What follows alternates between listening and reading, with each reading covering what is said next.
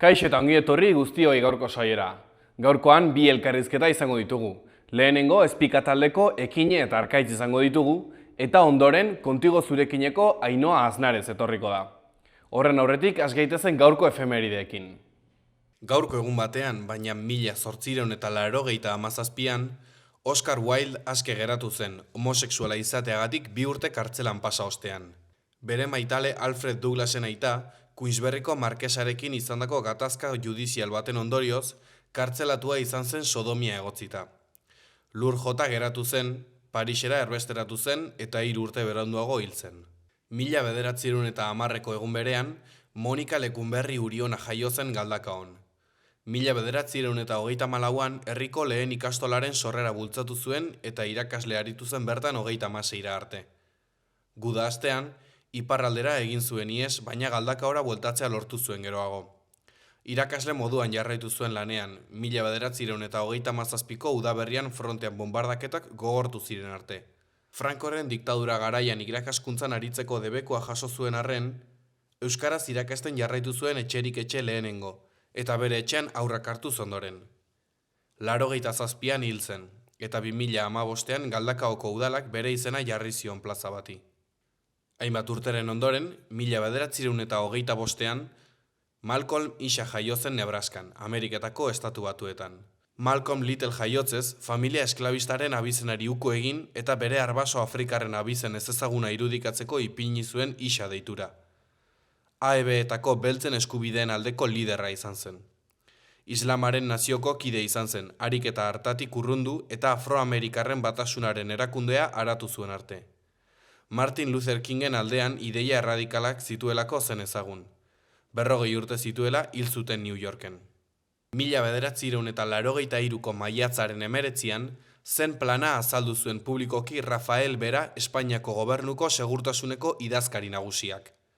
Euskal independentismoa fronte guztietan borrokatzeko diseinatu zuten plana, eta etaren aurkako borroka aitzakitzat hartuta, errepresioaren sozializazioa zuen oinarri. Estereotipoetan eta estetikan oinarrituta kriminalizatzen zuen gazteria, eta gerra psikologikoa sustatzen zuen.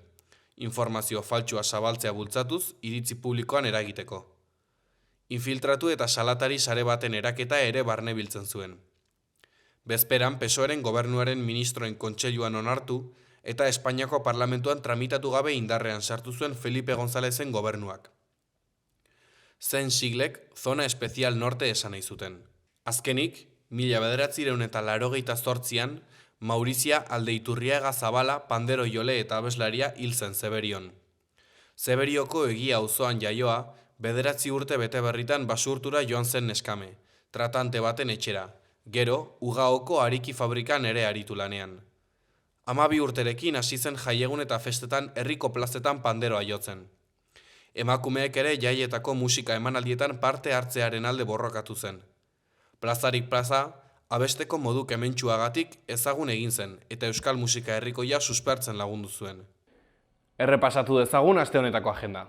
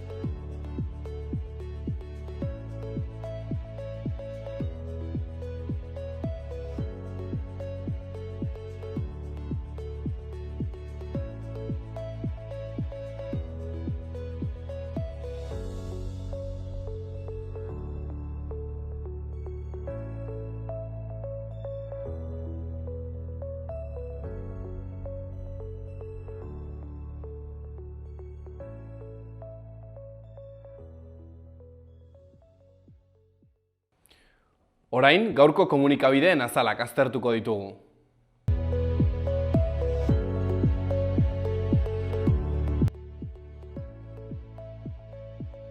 Diario de Noticias egunkarian horrela dio lerroburu nagusiak. Gizon batek emaztea hildu Argedaseko etxe batean, eta delitua aurkitu ondoren poliziari eman dio bere burua. Lehenengo puntuan, Karotx Mimonek, 43 urtekoak, Guardia Zibilera jo zuen izeba batek Saida El Yousifen, 44 urtekoaren, gorpua aurkitu ondoren. Bigarrenean, bikoteak 2 hilabete baino gutxiago zeramatzan Nafarroan, eta bertan bizitza berri baten bila zebiltzan. Argazki nagusian, PSN, Geroa Bai eta Kontigo Zurekin alderdiek bake akordio bat lortu zuten parlamentuan, ordu eta erdiko bilera egin ondoren, diruz lagundutako eskola pribatuek eragindako krisiaren ondoren. Honen titularrean, bazkideek koalizio aurrerakoia indartzen dute. Bildu barne hartzen duen hezkuntza batzorde bat sortu da irekitako gaiak jotzeko. Eskuineko berrian, Nafarroak osasun zentroetan aurrez aurreko hitzordu guztiak telefonoz eta internetez erreserbatzea ahalbidetzen du. Goiko berrietan, horiz, 27 gazte bat egin dira Nafarroako nekazaritza sektorean. Bestetik, astelehen bat museoen berotasunean. Diario de Navarra egunkarian horrela dio lerroburu nagusiak. Eskualdeko gobernuko bazkideek desadostasunak mantentzen dituzte, baina lerroak istea adosten dute. PSN, Geroa eta Kontigo bildu dira aurrezkuntzako ikasgelak istearen krisiaren ostean. Irudi nagusian, Jorge Errando etxita atzo Tajonarren egindako entrenamendu saioan. Honen titularrean, inork ez zuen etortzen ikusi. Osasunako zaleen artean etxipena, ez baitute ulertzen nola inork ez duen klubean alarma piztu. Jarrera azaldu ezin batek taldeak karta bakar baten truke dena jokatzera eramaten du. Eskuineko berrian, 44 urteko emakume bat bere bikoteak hil zuen Argedasen. Goiko berrian, Madrileko metroa Korellan probatzen ari da. Ondoan, Bizkarretek Miguel Ángel Blancori buruzko filma grabatu du. Azkenik, Shakira zerga iruzurgabekeriagatik absolitua. Berria egunkarian horrela dio lerroburuak. Andre bat hil dute Argedasen eta senarra atxilotu dute hark hilketa aitortu ondoren. Lehenengo puntuan, emakumearen gorpua senide batek aurkitu zuen asteburuan Postigo kaleko etxebizitza batean, eta foruzainei jakinarazi zien. 44 urte zituen biktimak. Bigarrenean, gizona bere kabuz joan da Espainiako Guardia Zibilak Baltierran duen kuartelera. Argazki nagusian, PSNek Geroa Baik eta Zurekin Nafarroak gobernuari eutsiko diotela adierazi dute, 3 alderdietako ordezkari nagusiak elkartu ondoren. Itunpeko ikastetxe batzuen ikasgelak ixteko erabakiak piztu zuen sutea, eta ados paratu gabe jo dute itzalitzat. Honen titularrean, Nafarroako gobernuko bazkideek bukatutzat eman dute krisia. Beheko berrietan, lanera itzuli dira Tubos Reunidoseko langileak. Jarraian, Maritxu Barriola, zapata saltzaile ofizioz, euskararen aldeko ekintzaile izatez. Ondoan, Osakidetzako profesionalen 72 dute egiaztatua euskara maila. Ondoren, kolegioko ateak itxita ikuskatzaileentzat. Goiko berrian, Badia Burizi musikaria. Nire sustraiak nire adierazpide artistikoan azaleratuko dira beti. Gara egunkarian horrela dio lerroburu nagusiak. Argedasen bere bikotekidea hil eta Guardia Zibilaren esku utzi zuen. Argedasen bere bikotekidea hil eta bere burua Guardia Zibilaren esku utzi zuen. Biktimaren senide batek eman zion abisuan Nafarroako foru poliziari, eta honek 44 urteko emakumearen gorpua aurkitu zuen Argedasen.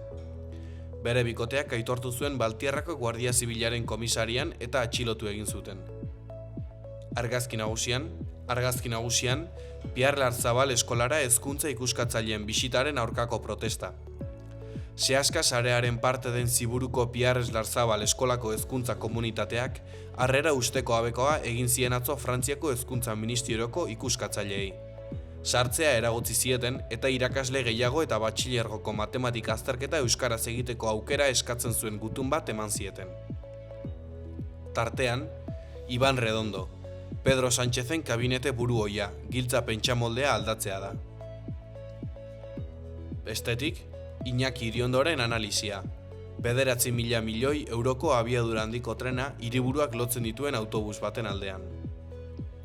Goian eskuinean, Nafar gobernua krisia saiesteko ahalegina egiten ari da, haren muinera iritsi gabe. Behean, Maiane Txoperena, bertsolari eta idazleak dio. Idaztean ez duzu beti jakin behar nora zoazen. Azpian, punturen bat atera behar du Osasunak Getafen salbazioa bermatzeko. Euskal Herria irratiari dagokionez, honela diote berriek. Osasun bidean hitzordua eskatzeko aukera gehiago. Herritarrek telefonoz, osasun karpetaren bitartez, edo aurrez aurre hartu ahalko dituzte eguneko hitzorduak. Eskuineko berrietan, goian, Le Fanatic, draga norbere identitatea adierazteko arte bat da.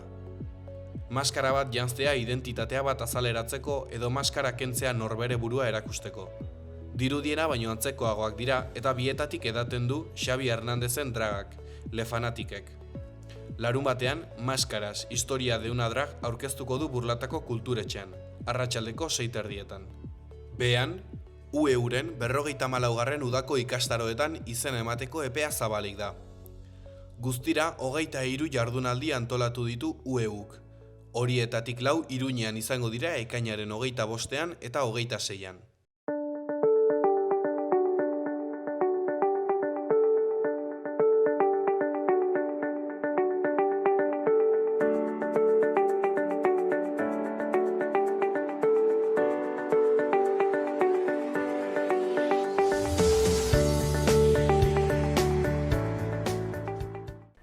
Kaixo eta ongi etorri gurera, Ekine eta Arkaitz, zer moduz? Ongi, eskerrik asko eta zu. Plazer batzuek hemen izatea. Lehenik eta behin Espika taldetik zatozte. Hitza emango dizuet, gaur egungo musikari gazteei, azaltzeko lehenik eta behin zer den Espika eta gero sartuko gara pixka bat gehiago, baina lehenik eta behin zer da Espika? Espika, Iruña herritik datozten 10 gaztek osatzen dugu taldea. Oso gazteak gara, 20 urte ditugu, orduan proiektu hau oso polita da, oso pozik gaude eta oso motivatuak. Eta oraintxe bertan, erromeria bezala, erromeria etiketa dugu, baina uste dut gutxinaka beste proiektu batera bidatuko dugula. Orduan, etiketa hortaz pixka bat urruntzeko. Nola sortu zen taldea? Sortu zen, bateri jole amaren, bere irakasleak esan zion, zeukala maila nahiko ona bateri ginta holan, eta oraintxe bertan egin zuen honenaz dela hobetzeko talde bat sortzez, azkenean, gaitasun bereziak, desberdinak lortze dituzu talde batean jotzen ego bakarrik, eta joan zen deitzen lagunak, eta azkenean bukatu genuen denak talde berean. Horrela izan zen. Gogoratzen zerate zuei lehenengo aldiz proposatu zizuetenean, edo...? Bai.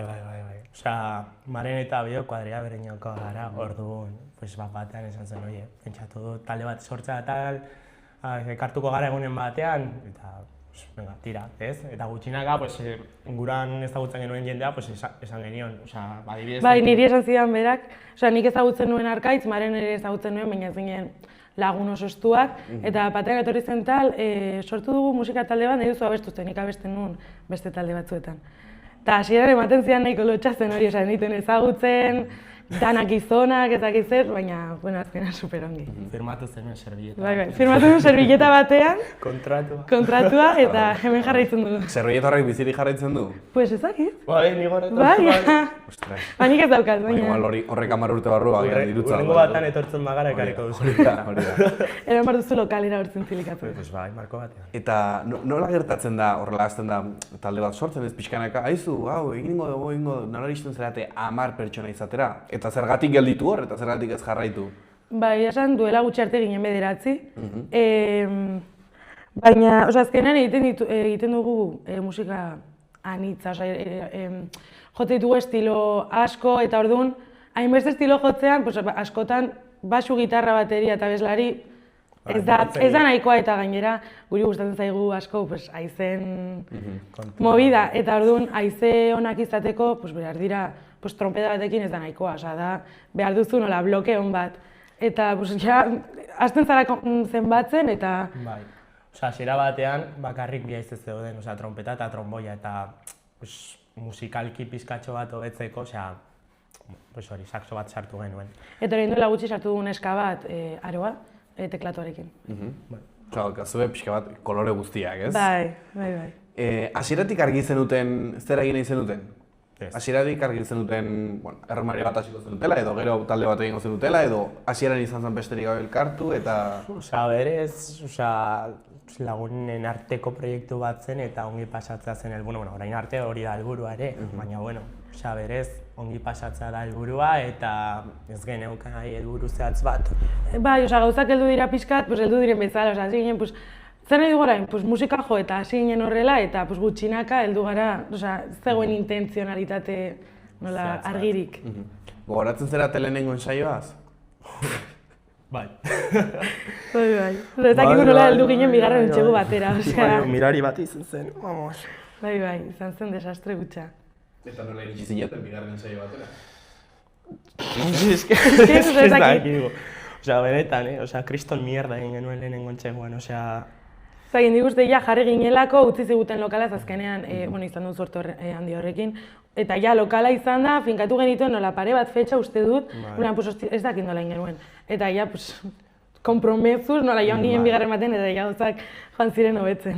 Hasieran zu pentsa, taleke guztiek hasi ginela, mai erdi basu batekin, eta gutxinaka hobetu dugu, eta uste dut, garapen hori ikustea motibatu gaituela jarraitzea, ez?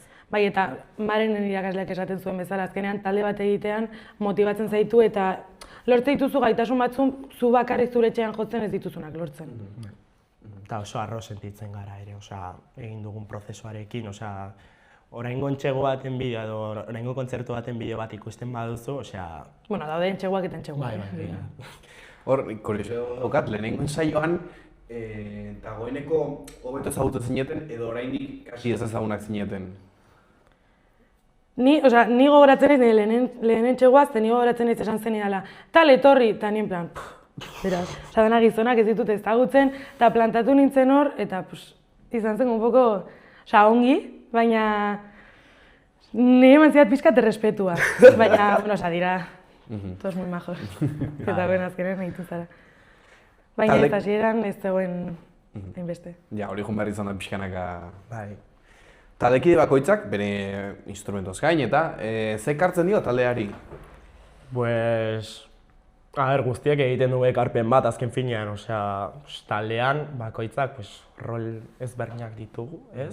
Badaude musikalki trebeagoak direnak, antolakuntza aldetik finagoak direnak, orduan bakoitza egiten dio bere nortasunarekin bat, ekarpen bat. Lanak pixka bat banatuta taldean. Bai, baina modu naturalean ere, adibidez, daukagu hori esan dizut lehen daudela 9 eszenatokien eta bat behean. Anartz deitzen da, eta da gure soinu teknikaria eta gainera gestionatzen du dena, materialarena eta guztia, eta adibidez horrek bere izaeragatik eramaten dio horrela jokatzera. Ni adibidez gehiago musikale eta orduan bakoitzak modu naturalean, ez da behar izan banatzea rol horiek.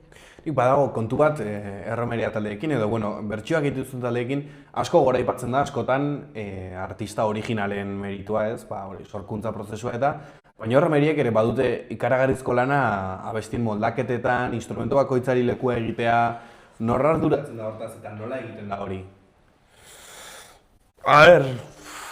Orokorrean, guztiek egiten du, iniziatiba gehien duen pertsonak, egiten du, ez? Bai, adibidez, niri burutzen bat zait, abesti hau jo nahi dut, agian gehien dinamizatzen duena ni naiz, baina gero agian burutzen zaio Arkaitzi eta berak bere buruan daukan bertsioa saiatzen da islatzen. Gero, agian ezagutza musikal handiagoa dutenek laguntza dute gehiago edo tal, baina orokorrean denok jartzen dugu nola gure aztarnak. Horrela labur bilduz esango genuke iniziatiba duen pertsona dinamizatzen duela eta gero guztien artean elkar osatzen garela. Ze bilatzen duzue kontzertuetan?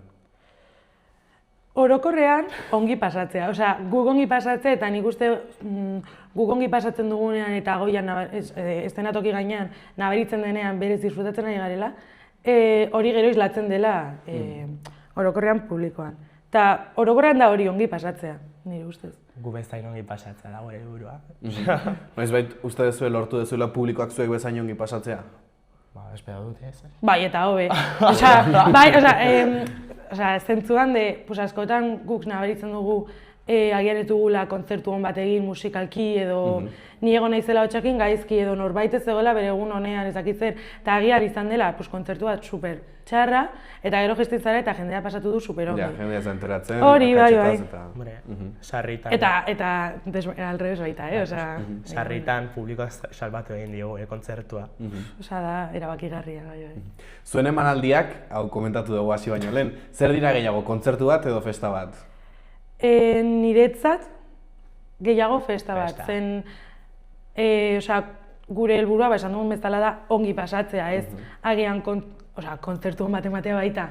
Baina askotan, agian musikalki zara superfina eta ematen zu kontzertu bat, disko bat irudizula, baina jendeak agian ez du ongi pasatzen, ze jendea askotan ez doa, ez musika entzutera, baina agian bilatzen du beste gauza bat eta ez agian entzutea disko bat. Niretzat da gehiago festa bat. Arreta jartzen diogulako horri, ongi pasatzera. Festa deuna, bai. Zuen iritzi zuen taldekide edo musikari lekutikan, non uste duzue sentitzen dela benetako espika? Kontzertuetan eta emanaldietan edo entsaio lokalean elkarrekin zuek bakarrik zaudetenean? Kontzertuetan deuna, bai. Berez entxeguak, ongi pasatzen dugu elkarrekin, baina hori da rutinariago. Normalan igandetan entsaiatzen dugu, eta... Edo ostegunetan. Eta zu, astan zehar daramazun traka osoa, orain globaletan gaudela eta guztiz, entxeguak dira rutinariagoak. Askotan etortzen gara ikastetik, lan egitetik, unibertsitatetik eta orduan da nola errutinaren bestea eta baina gero kontzertu batean daukazu aurreko afaria denak elkarrekin kontzertua, gero ateratzen gara guztiak juergan elkarrekin, orduan hor da niretzat gehien disfrutatzen dugun momentua elkarrekin. Esaten dezuenagatik, konpromisoa taldearekiko ere badezu, azterketetan ensaiatzea eta, esfortzu bat ere eskatzen du. Nola juten da 10 pertsonako talde bat pixkanaka konpromisoa areagotzen, denak elkarrekin inorratzean utzi gabe, inorra aurrera joan gabe? Hori guztia, guztiak proiektarekin motibatuak gaudelako, ez?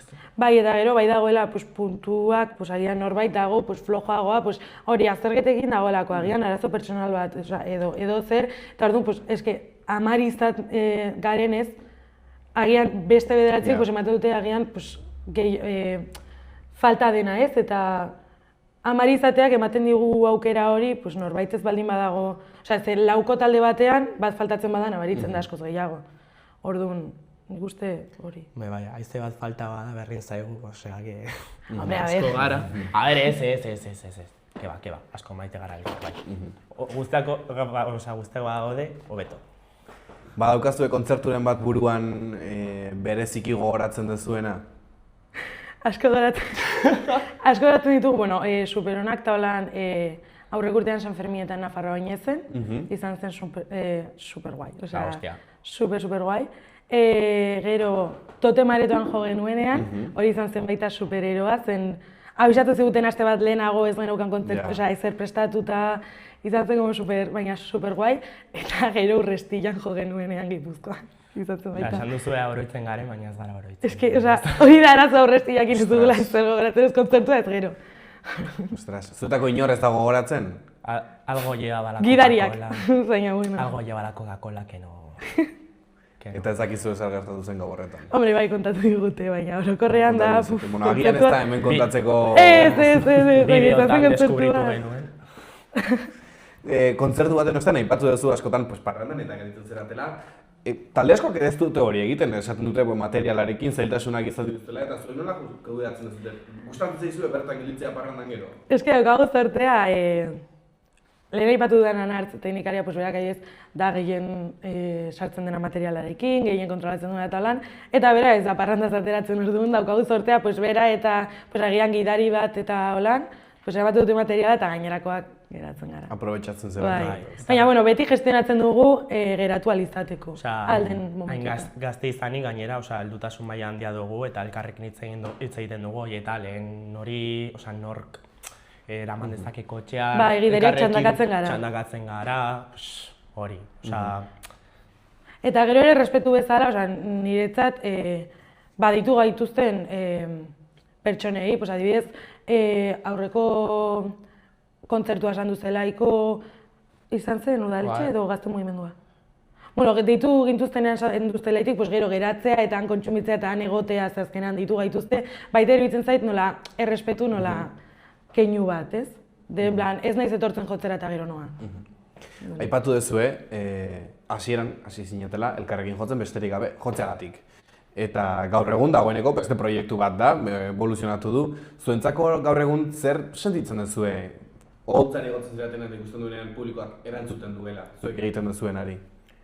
no, pues super guai. Bai, eske... Hombre, pues, zupentxa, pues...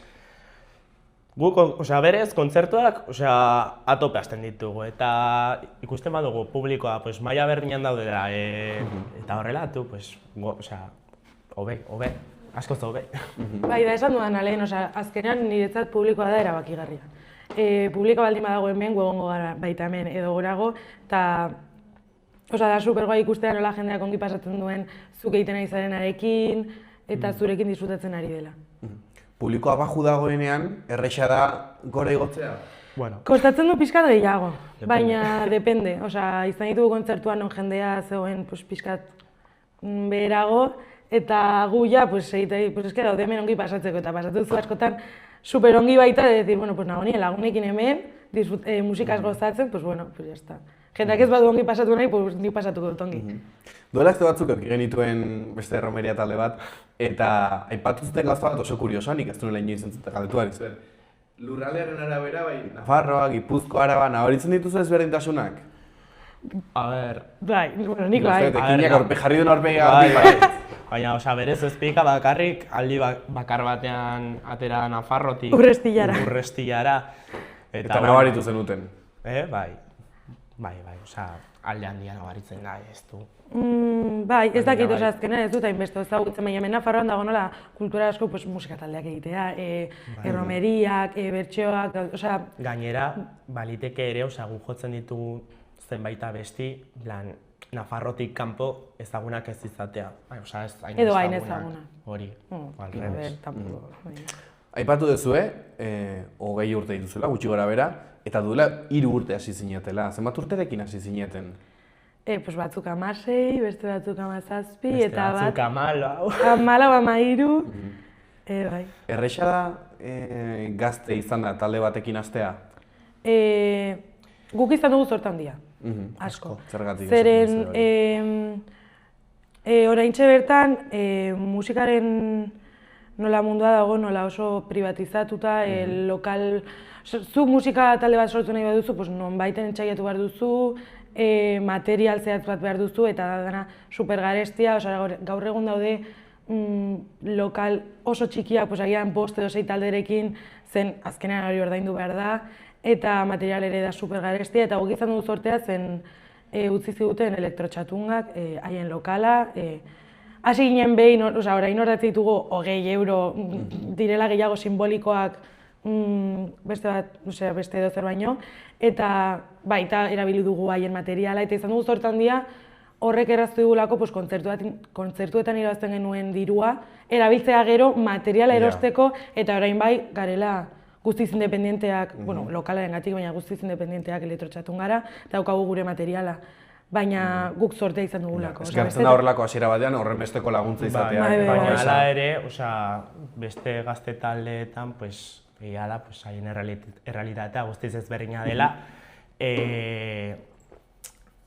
Musika proiektu bat, ekonomikoki esfortzu bat eskatzen du, eta gazte izan da, askatasun ekonomiko hori ez da posiblea. Eta hori, hasieran oso zaila da. Laguntzaz baduzu. Bai. Bai, basikamente. Eta ia da, pues, gaztetxeak edo eta gazte mugimenduak ekarpen handia egin dutela proiektu txikiei lekua uzteko, espazio bat emateko, ekarpen handia egin dutela, eta horrelako espazioak sustatza oso garrantzitsua dela uste dugu, eta hori. Hori buruz ere, galdetu nahi nizuen, ea kontzertuak lortzerako garaian hasieran ere, babesa jasotzen duten gazte mugimenduak eta gaztetxeen galdetik. Bai, de hecho, gazte mugimenduei eta gaztetxei esker, ia da guk gutxitan bilatu ditugula kontzertuak, zeren lehen kontzertua, Aitzina Tabernan ez. Bai, gazte mugimenduaren aldetik uste dut. Bai, hor ezpika dago. Jendeak ikusten gaitu, eta gero, haien herriko festetan esaten dute. Eta da kate bat. Bai, batean. Ezagut, atzo ikusi nuen Aitzina Tabernan, talde bat, que está superguai, tal, no sé qué, venga, kontratatuko ditugu, eta horrela, kate bat. Eta gero ere, hainbeste izan da, ere dauzkagu laguna, gazte mugimendutan, gaztetxetan, eta zer, jai batzordetan. Eta horrek ere lagundu gaitu asko. Baina, ia da hori, gaztetxe, aipatu duguna, gaztetxek egin dute, historikoki nola, izan dute paper oso funtsezko bat euskal musika panoraman, eta jai esker gaur egungo talde oso famatuak, atera dira gaztetxetatik, gazte mugimendutatik, eta uste dugu horiek asko laguntzen dutela gaur egungo talde txiki hori ahaztera eta aukera izatera zuzenekoak emateko, gero agian talde handiak bihurtzeko. Berando galdetu hori zuen, baina orain gai atera degula, zer moduz ikusten duzu gaur egungo euskal musika eszena? Orain ETS-ek Madrilen emandako kontzertuaren harira berriro berpiztu da, ez eztabaida, makro kontzertuak, espazio txikiak, kontzertu publikoak, pribatuak, zein da zuen iritzia eztabaida guzti horretan?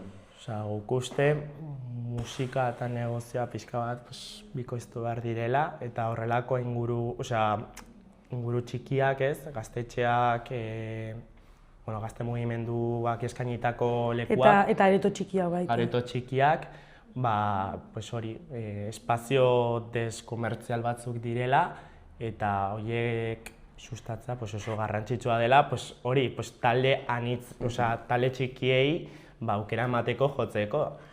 Zen, azkenean, ETS bezala Madrilen jo ahal izateko, lehenengo jo behar izan dute herriko txonda batean, gaztetxe batean, kalean, orduan niretzat dira eske funtsezkoak.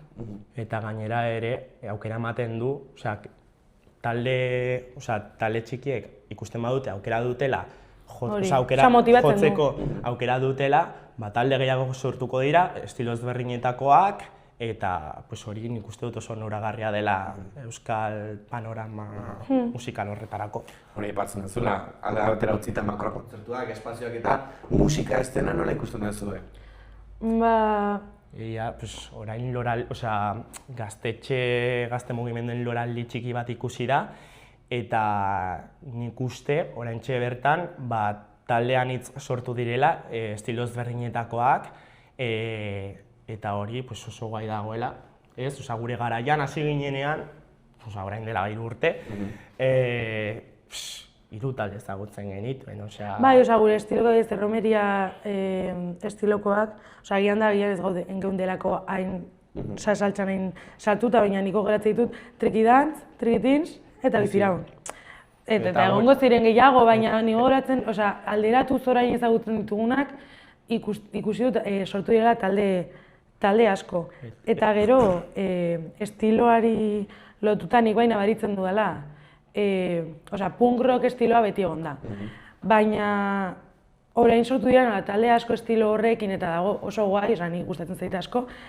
Baina nik uste ere, festetan eman behar zaiela, espazio gehiago agian beste musika estilo batzuei, bete dagoela superzentratuta agian estilo horretan, eta azkenean da, estilo bat edo giro bat zuzendua publiko zehatz bati, eta nik orain emakumeei ere, taldean emakume bakarran orain aroa sartu dela bigara, baina nik nabaritzen dut falta handia emakumezko taldeena festetan, edo aiz, bueno, Maruxak orain izan dute, bueno, orain ez, egite duten lana da super ona, eta pozten naiz asko izan duten arrakastaz, merezi dutelako, baina bai botatzen dudala falta nola, horrelako profilak, guneain txikiagoetan. En plan, hori esan duguna gaztetxetan, txondetan, ez dakiz. Estilo gehiago eta emakumezko presentza gehiago. Bai.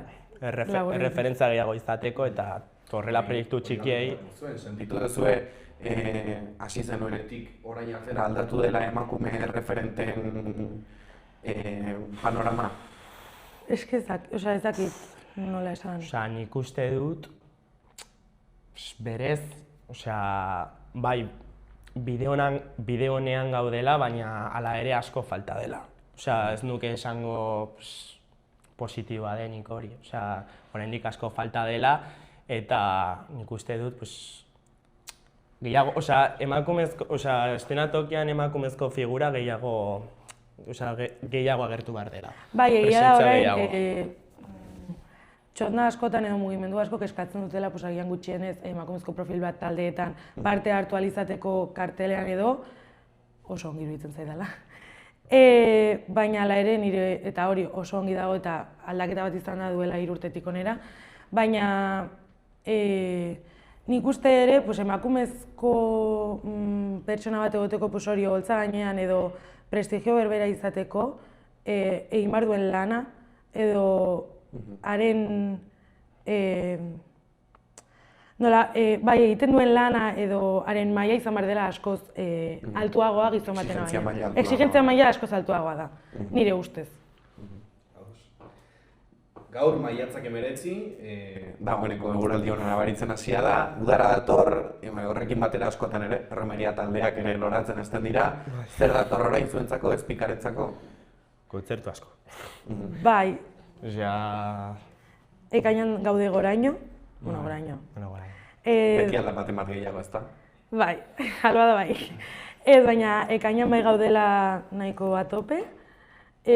Uztailan bai, oporrak, hartzen ditugu oporrak, uztailan hartzen ditugu oporrak, San Ferminak eta gizer oporrak. Eta abuztuan berriro martxara. Baina bai, nahiko atope. Ba ez zuen ametxen bat talde bezala? Ez que galdera da pixkat zaila zen asko gara eta... Bai, uste dut, bakoitzari galdetu behar diogula, baina nik uste dut orokorrean gaur egun daramagun dinamika jarraitzea. Bai, ongi eramaten jarraitzea, disfrutatzen jarraitzea. Niretzat espika izaten jarraituko du ongi pasatzen dugun heinean. Heltzen baldin bada momentu bat, non ja ez dugun honetaz disfrutatzen. Orduan, niretzat helburua edo ametsa momentuz da horrela jarraitzea, ongi pasatzea eta kontzertuak ematea, dela gustatzen zaiguna. Gaur egun zuentzako espikak zer suposatzen du? Aisialdirako momentu bat, azkenean guztiok dugu musikarekiko zaletasun bat, eta musikalki disfrutatzea, esperimentatzea, aritzea oso polita dela. Eta hori gure inguruko pertsonei islatzea erakustea oso ongi dago. Ez dakit oso polita da, nik uste dut. Bai, nik nahiko antzekoa. Niretzat da modu bat, musika hobi bezala, disfrutatu alizatea lagunekin, eszenatoki batean, publikoarekin, eta hori, musikaz gozatzea lagunekin eta disfrutatzea. Oso polita da, gure garapena beste... Eta ikastea da, nola, etengabeko ikaskuntza niretzat gutxienez. Bai. Zuek oso gazteak zeraten arren dagoeneko, badala emezkizue 3 urte honetan, beraz zerbait ere jakiko duzue eta jakiko duzue zerbait esateko. Zer esango zeniokete 16 urterekin edo zuen ainarekin talde bat sortzeko asmoa daukan horreiti, baino lotxaz edo beldurrez edo ez duen egiten? Saiatzea.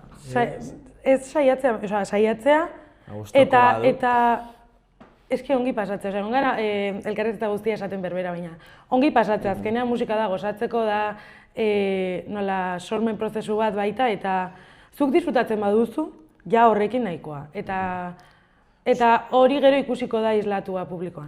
Osea, Nire gainera, ustez. musikari izateko nik uste dut ez dagoela pautaren bat, metodologiaren bat edo gida bat esanez, venga, egin marrozu hau edo, pues ez, ongi pasa, egin gustoko duzuna, gustoko dituzuna bestiak, sortu nahi duzuna, osea... Eta animatu, baina animatu egitera gustatzen zaizulako. Ez, izan nahi dut musika talde famatu bat, ez, osea, hartu zuen lagunak, jo musika, eta ja, helduko dena, nire ustez. Eta zer esan zeniokete zuen buruari hasi zinetenean? Animo. Ez etxitzea, osea, bai, jarraitzea, eta... Animo. Mila esker gehi etortzeagatik, ezagit bukatu baino lehen beste zerbait aipatu nahiko zenuketen. Animatzen zaituztegu hurrengo kontzertuetan parte hartzea, gure sare sozialetan jarraitzea, hor gure mugimenduen berri izango duzutela, espika.taldea, eta hori, eskerrik asko. Eta laizteragian gauza berriak etortzen direla. Hauz, adibiliko gera hor, eta mila esker etortzeagatik. Zuei etortzeagatik. Eskerrik asko. Ireki zeure negozioa martxan dagoen baten abantailekin. Negozio bat ireki nahi duten pertsonak eta bere esku aldatu nahi dutenak elkartzen ditugu. Laboral Kutxa.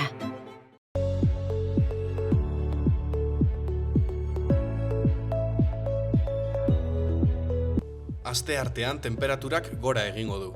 Temperatura maksimoak 20 eta 24 gradu artekoak izango dira. Goizean, goi-hodeitsuak saretuta agertuko dira eta ostarteak nagusituko dira. Arratsaldean berriz, zerua lainotuago egongo da eta zaparradaren bat egin dezakean hemenka, bereziki barnealdean. Goizean haizea hegotik ibiliko da, arratsaldean iparraldetik joko du eta indartu egingo da. Asteazkenean eguzkitsu egongo da. Kostaldean maksimoak 20-23 gradu inguruan geldituko dira eta barnealdean 25 graduak gaindi daitezke. Zerua oskarbi egongo da, tarteka goi-hodei fin batzuekin. Goizean goiz, lanbro edota lainoa ere ager daiteke. Hego haizea ibiliko da eta eguerditik aurrera kostaldetik hasita ipar-ekialdera aldatuko da.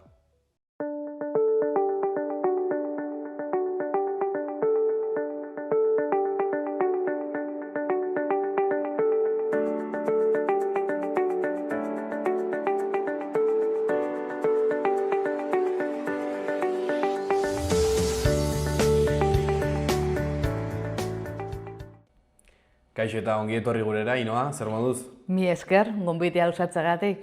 Plazer bat zuen izatea. Gaurkoan, gai nahiko tekniko bat buruz hitz egingo dugu, beraz, azkar pasako dizut hitzaz, hobeto azalduko dezulako. Kontigo zurekinetik, zatoz? Bai.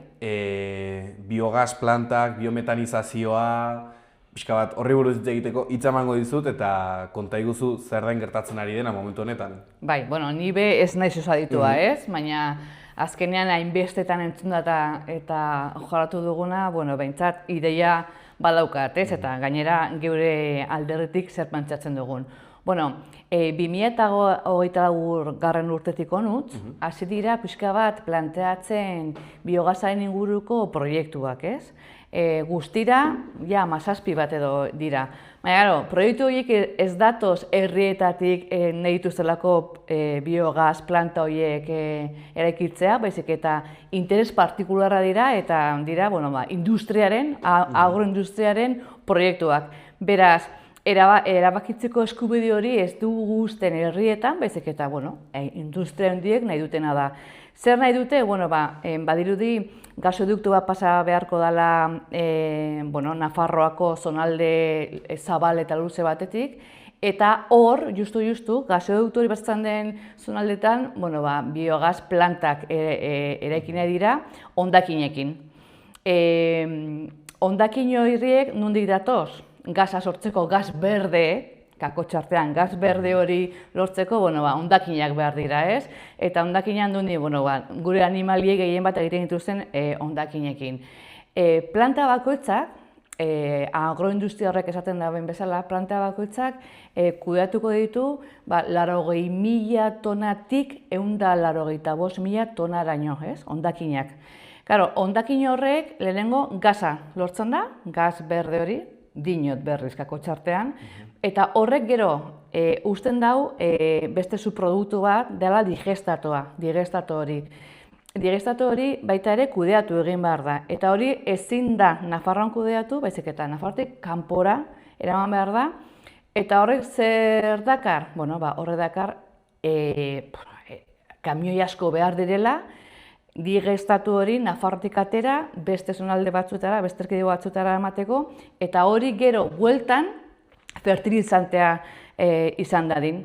Claro, hor beste arazo bat dago, naiz eta kamioia joan eta torri eta kutsadura, zenbat kutsadura igoko dan gure zonaldeetan, ezta? 17 zonalde horietan, gero gauza da fertilizante hori, nitrato hori eta geure lurretan zabaldu nahi da, bai, nekazaritzan eta erabiltzeko, baina geure lurralde badauzkate nitrato kantitate asko. Hori jasangarria da berriz digestatu hori geure lurraldeetan banatzea, nekazari askok eta nekazaritza sindikatu asko diote ezetz.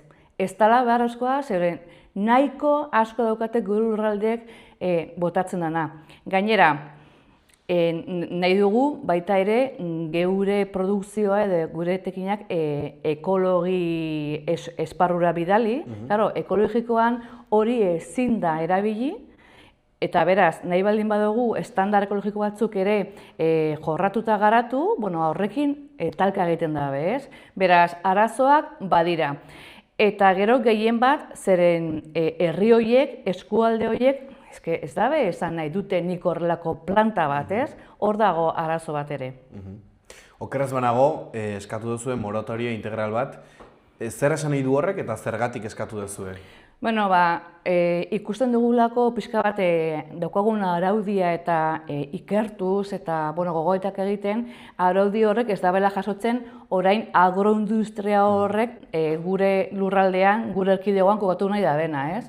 Orduan esan diogu gobernuari, 2 urtez ikus dezagun daukagun araudia, ikertu dezagun, eta araudi berria aprobatu nahi baldin badugu parlamentuan, hori dena lan guzti hori egiteko, kudeak eta politiko guzti hori egiteko eta teknikoa egiteko behar dugu moratoria hori, luzapen hori, ez? Eta horretarako ere, zer esan zuen gobernuak, kasu honetan, hor elkartzen dira alderdi sozialista eskuin eta ultraeskuin alderdiekin, pentsa. Esan zigun, hor moratoria hori zabalduko zutela eta egingo zutela eratu batzorde tekniko bat, bai? Batzorde tekniko horrek justu lan guzti hori egiteko. Baina esan zuten izango zela aurtengo 2026ko urrian bukatzekoa. Ezu, San Ferminak atarien dauzkagu eta ez dakigu ez zer, ez? Orduan presa badago, konpromesua baldin badago, konpromesuak ere betei behar dira, ezta? Eta gertatzen askotan, politika oso epe motzen egiten dela, eta epe luzerako begiradorei uzten dugu alde batera, bai? Eta orduan, berriz ere galdera bat aurkeztuko dugu esanez, zer gertatzen da batzorde teknikoarekin eta zertan ari den gobernua. Argi, esan da orduan, zuek geldiarazi nahi duzuena zehazki zer da? Gu ez gaude planta horiek eraikitzeko kontra, ez? Baina geure hondakinak kudeatuz. Ze, horrela, hainbeste tonetako plantak eraikitzea, horrek esan nahi du, hondakin asko etorriko dira kanpotik. Ez direla gure hondakinak, ez? Orduan, autogestioa, herri bakoitzak baldin baduzka hondakina, hori kudeatu, baina geureak. Eta ez hemen, besteekin agroindustriak behar dituen etekinak geuk mantendu. Geuk hori ez dugu nahi. Eta hori nola egiten da?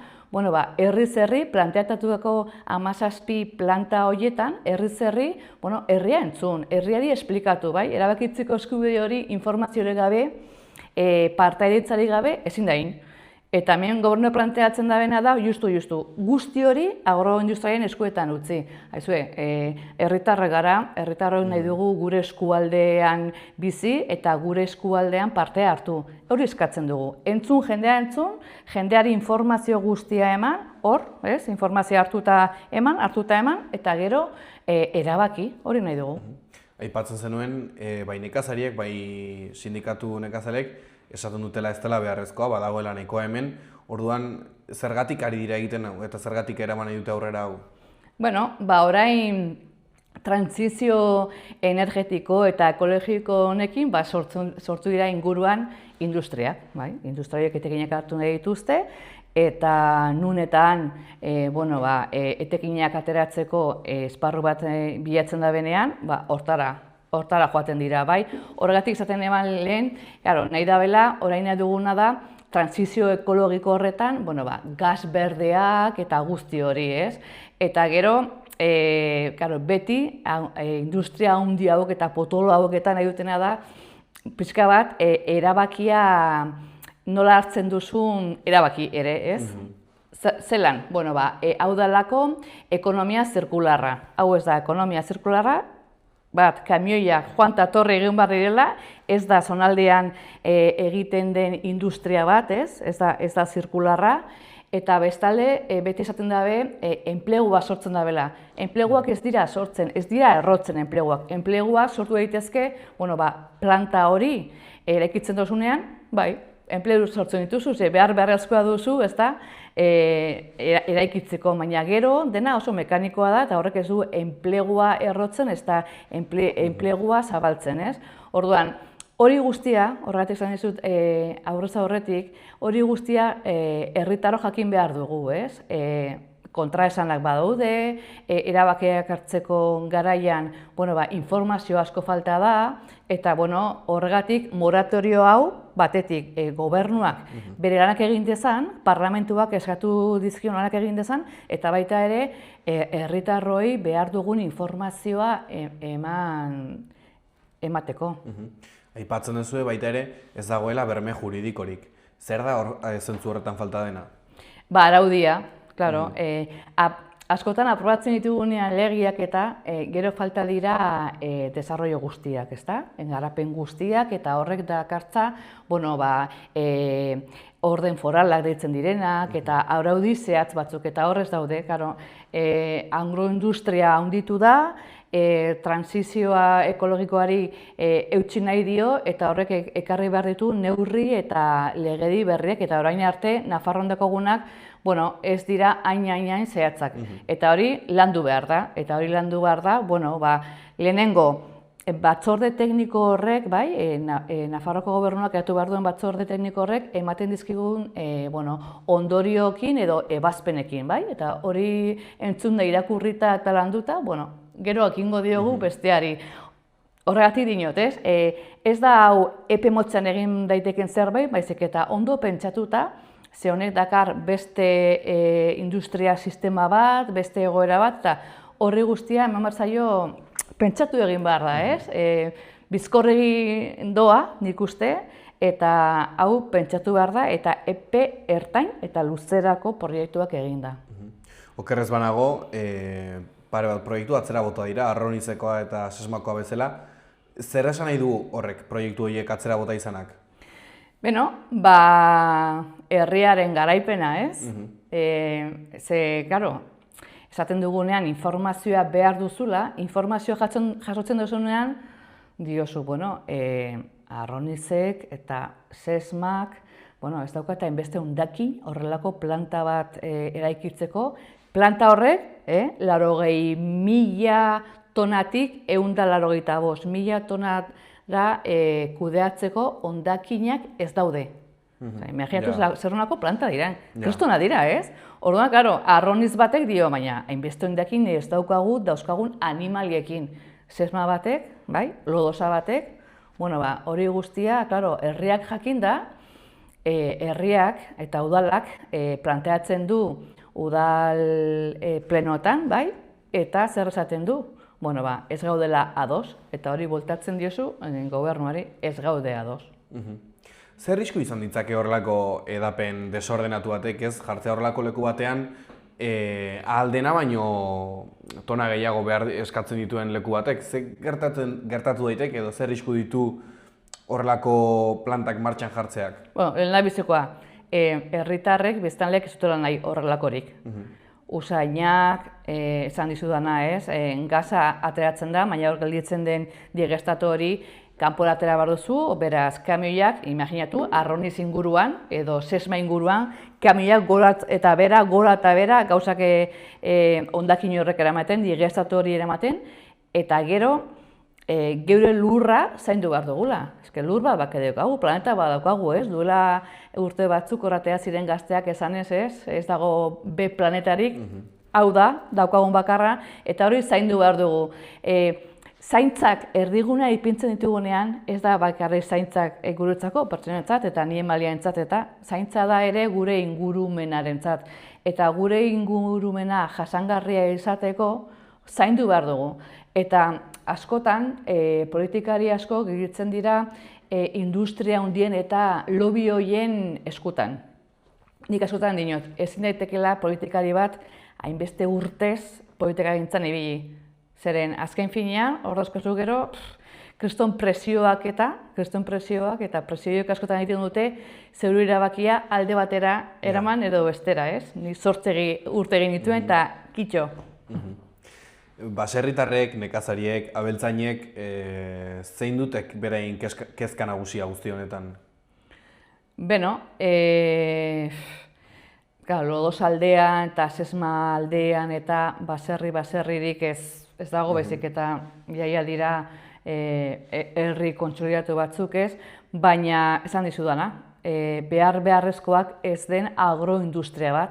Baserri batek bere zonaldeko eta tokian tokiko eta sasoiko produktua dauzka, horretarako ez ditu behar hainbeste tonotako digestato eta nitrato guzti horiek, ez? Eta, bueno, baserritar bater gainera, nire amak Gipuzkoako Antzolakoa eta baserrikoak, baserritar bakoitza zer egiten da, jo, bere, esan duzidana, sasoiko produktuak, ekologikora begira, zaintza hori, eta agroindustria batek zaindu ahal dezake gure lurraldea, edo gure lurraldetik etekinak soilik atera ditzake. Espekulazio bat da. Espekulazio, nik uste, espekulazio berde bat da. Modan dagoen berdea. Okerrez banago, baita ere, biogas planten eta horrelako proiektuen kontra ere, proiektuak ere ateratzen ari dira. Hemen, busto bakat izan bat, stop makroplantas biogas, adibidez, zer iruditzen daizu horrelako kontrako proiektuak ere agertzen egotea? Ba, begira,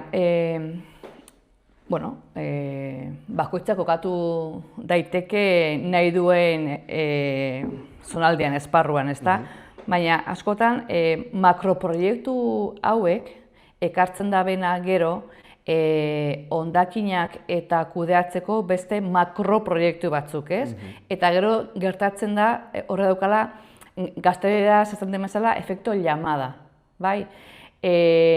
Hondakin asko jaso nahi baldin baditugu planta handi horietan, zer egingo dugu, makroproiektuak erakarri gero zonaldera. Badaukagu hor makroproiektuak ez da, abeltzaintzan, eta joera da, Nafarroako gobernuak joera dauka, intentsiboki ez dugula ezer nahi, ekstensiboa nahi dugula gure abeltzaintza. Beraz, kokatu dezagun zer nahi dugun gure abeltzaintzan, eta horrekin jokatu.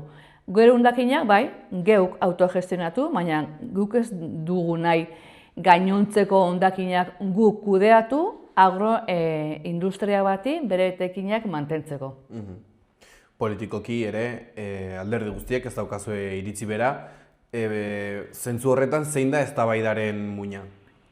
Bueno, aukera, oportunitatea, aukera ona alda horrelako industriak geurean ezarri edo ez ezarri. Baina horretarako, ni, Ainhoa Aznarez Igarza, herritar bat bezala, nire zonaldean, ni Badostainen bizi naiz, imaginatu hor inguruan ipini nahi dutela horrelako planta bat. Bueno, nik nahi nuke nire gobernutik, behar dudan informazioa guztia izan eta parte hartu nik nahi dudan erabakian, noski.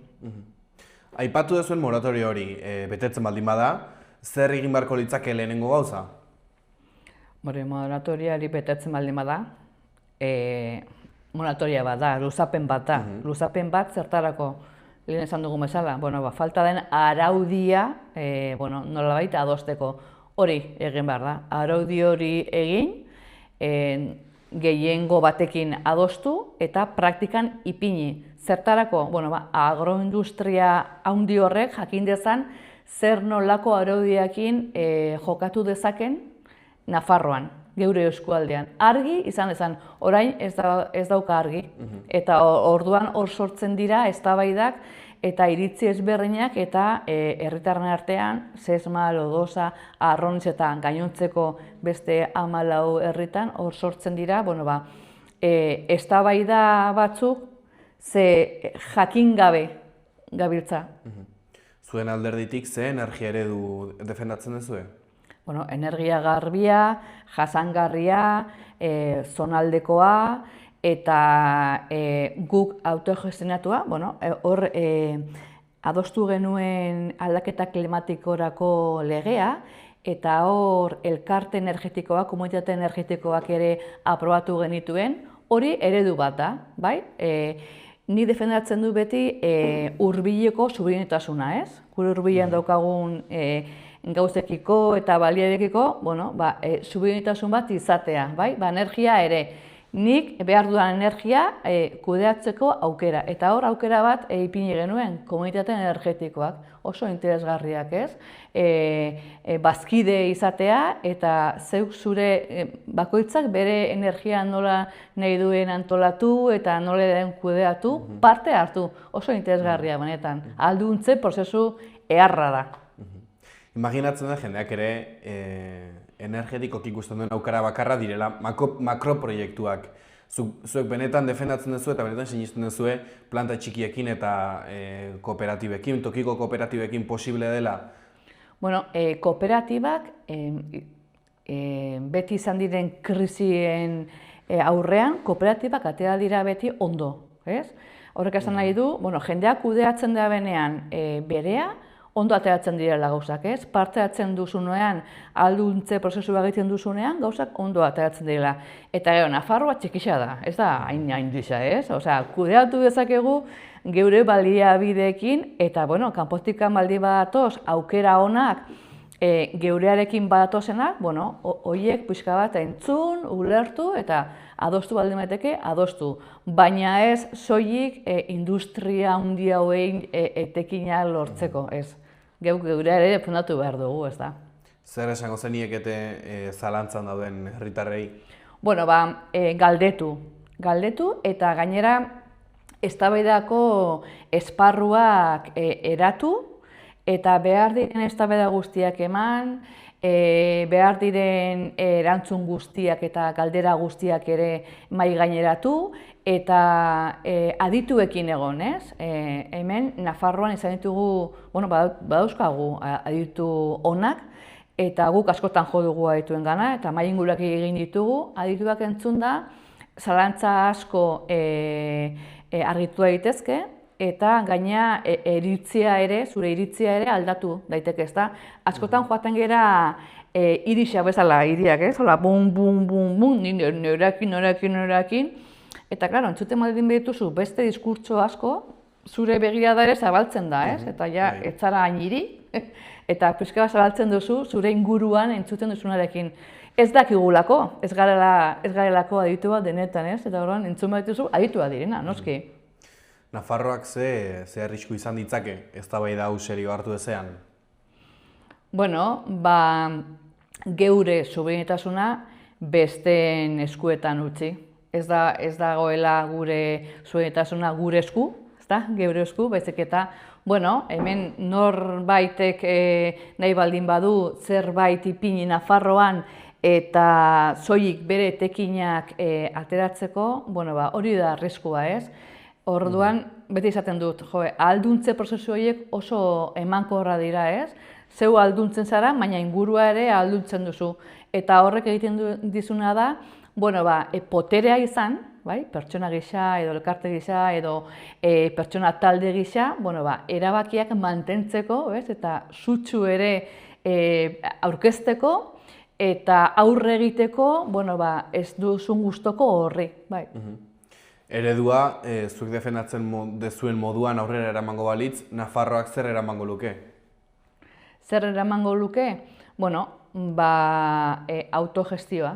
oso garrantzitsua dana, ez? Askotan autogestio horri uko egiten diogu eta beste batzuen esku uzten dugu.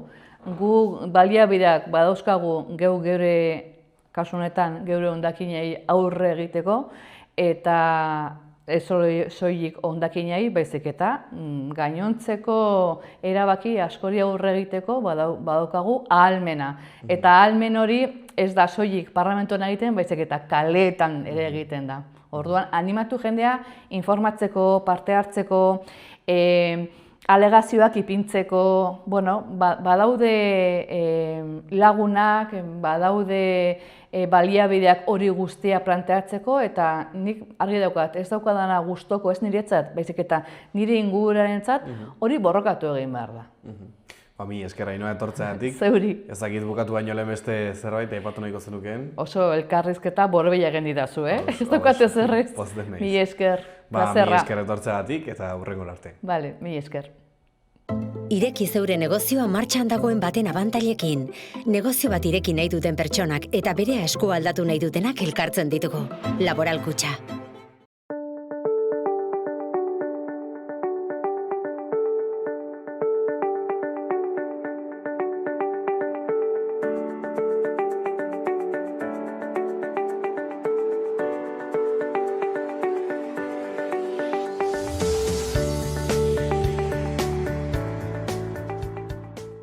Hau izan da gaurko saioa. Mila esker gurekin egoteagatik eta bihar arte.